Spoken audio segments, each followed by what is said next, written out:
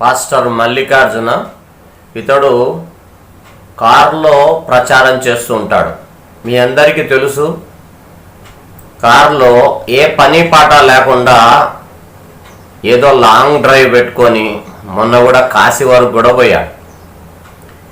వీడి వాదన ఏమంటే, ప్రతిసారి మాట్లాడినప్పుడు నేను తిరుమల వెళ్ళి ఎన్నోసార్లు గుండు కొట్టించుకున్నాను, ఎన్నోసార్లు అయ్యప్ప మాల వేసుకున్నాను, నాకు ఏవీ నెరవేరలేదు, కాబట్టే నేను మతం మారాను. గతంలో వీడికి ఫోన్ చేసి కూడా చెప్పడం జరిగింది, దేవాలయాల్లో గుండు కొట్టించుకుంటే పనులైతాయని కానీ, అయ్యప్ప స్వామి మాల వేసుకుంటే పనులైతాయని కానీ అవన్నీ సంబంధం లేదని చెప్పడం జరిగింది.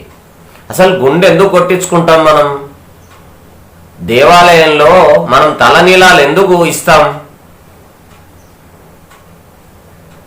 ఎందుకు ఇస్తామంటే, ఈ యొక్క శరీరం అశాశ్వతమైనది, అలంకారప్రాయంతో నేను నీ దగ్గరికి ఎందుకు రావాలి? కాబట్టి అలంకారప్రాయమైనటువంటి ఈ యొక్క తల నీలాలను నీకు సమర్పిస్తే నాలో నుండే అహం తగ్గిపోతుంది. నేను ఏది లేదు, ఈ శాశ్వతం లేని శరీరము నీ దగ్గరికి తీసుకొని వస్తున్నాను స్వామి అని నమస్కారం చేసుకోవడం కోసం తర్వాత అతనికి దేవాలయంలో తలనీలాలు ఇస్తారు. ఇది మల్లికార్జునకు ఎక్స్ప్లెయిన్ చేసి చెప్పడం జరిగింది. ఏదో రకంగా పాస్టర్ కదా, గాడ్ వే మిషన్ అని పెట్టుకుంటూ ఆ కార్లో ప్రయాణం చేస్తుంటే ఎవడొకడు ఫోన్పే గూగుల్ పే చేస్తుండు, దాని ద్వారా బతుకుతుండు. వీడికి మెయిన్ ఏమంటే, పరలోకంలో వీడు ఎప్పుడో పోయి తొంగి చూసి వచ్చినట్టుగా, ఆడేదో కమిట్మెంట్ ఇచ్చినట్టుగా, యేసుప్రభు వీడికి కమిట్మెంట్ ఇచ్చినట్టుగా వీడియోలు చేస్తా బతుకుతా ఉంటాడు. ఇంకోటి వీడేమంటాట, అయ్యప్ప స్వామి మాలలు వేసుకున్నా వీడికి దేవుడు వరం లేదంట. అయ్యప్ప స్వామి మాలలు ఎందుకు వేసుకుంటారో వీడికి చెప్పడం కూడా జరిగింది. అయ్యప్ప స్వామి మాలలు ఎందుకు వేసుకుంటారంటే, ఇప్పుడున్నటువంటి నవీన సమాజంలో ఏదైతే ఈ యొక్క ఫాస్ట్ కల్చర్లో ఏదైతే దేవుణ్ణి ప్రసన్నం చేసుకోవాలంటే కొన్ని సంవత్సరాలు తపస్సు చేయాల. గతంలో మునీశ్వరులు, ఋషులు, యోగులు వీళ్ళందరూ ఇదే పని చేసేవాళ్ళు. కాబట్టి కనీసం 41 రోజులు తపస్సు చేసుకున్నటువంటి ఉద్దేశంలో భాగంగా మనం అడవులకు పోలేము. కాబట్టి గృహస్థు జీవితం గడుపుతూ సంసారానికి దూరమయ్యి ఒక సన్యాసిలాగా బతుకుతూ ఆ యొక్క దుస్తులను కూడా మనం ఏదైతే రంగు దుస్తులు ఆకర్షణ కాబట్టి నల్ల రంగు దుస్తులు వేసుకుంటే ఆకర్షణ ఉండదన్నటువంటి సంకల్పంతో నిష్ఠాగరిష్ఠులై ఒక్కపూట భోజనం చేస్తూ నేల మీద పరుండి ఎంతో భక్తిభావంతో స్వామి అయ్యప్ప స్వామి దగ్గరికి పోతారు. వీడికి ఇది కామెడీ అయింది.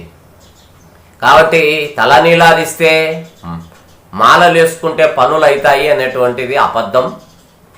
మన యొక్క మనశ్శాంతి కోసం, మన యొక్క ఏదైతే అహం తగ్గడం కోసమే ఇదని చెప్పినా కూడా ఇవే డైలాగులు కొడుతూ ఏం మాట్లాడుతుంటాడంటే, ఏదన్నా ఒక ఊరి పోతాడు, ఆ ఊరిలో వాడితో మాటలు పెట్టాలంటే ఏం చేయాలి?